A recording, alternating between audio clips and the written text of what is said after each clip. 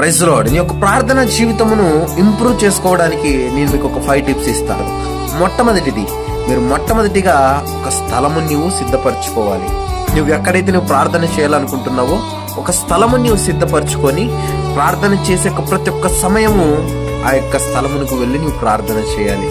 And రెండవది, నీవు ఒక సమయమును సిద్ధపరచుకోవాలి.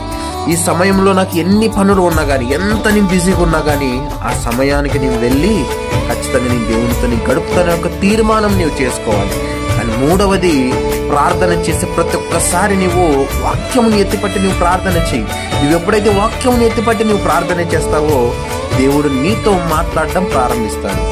నాలుగవది, నీవు ప్రార్థన చేస్తున్నప్పుడు నీవు మాత్రమే దేవునితో మాట్లాడడం కాదు, దేవుడు కూడా నీతో మాట్లాడాలనుకుంటాడు కదా. నువ్వు ప్రార్థన చేస్తున్నప్పుడు కొద్ది సమయం దేవునికి ఇవ్వు, ఆయన కూడా నీతో మాట్లాడాలనుకుంటుంటాడు. అక్క కొద్ది సమయం నీవు మౌనంగా ఉండు, ఖచ్చితంగా దేవుడు నీతో మాట్లాడతాడు. ఐదవది, నీవు నీ యొక్క సహోదరులతో కలిసి ప్రార్థన చేయి. నీవు ఎప్పుడైతే నీ సహోదరులతో కలిసి నీవు ప్రార్థన చేస్తావో నీ యొక్క జీవితంలో అనేక గొప్ప కార్యాలు నీవు చూడడం నీవు ప్రారంభిస్తావు. ప్రతిరోజు మీరు ఫాలో అయి చూడండి, ఖచ్చితంగా దేవునికి గొప్ప కార్యాలు మీ జీవితంలో మీరు చూస్తారు. ఈ యొక్క video me friends and me family మెంబర్స్కి షేర్ చేయండి. ఆమేన్.